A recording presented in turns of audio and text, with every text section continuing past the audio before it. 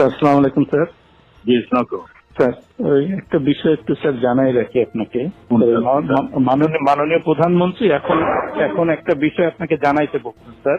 সেটা হলো স্যার ওই সালথায় যেসব বিএনপি জামাতের নেতা আছে এগুলোকে অ্যারেস্ট করে ফেলা যেভাবেই হোক, কিছু অ্যাকশন এখনই ওই ওদের বাড়ি আমি এখনই নিচ্ছি। আর পলিটিক্যালি স্যার ওরা যেহেতু পূর্বে আমাদেরও একই রোল এখন।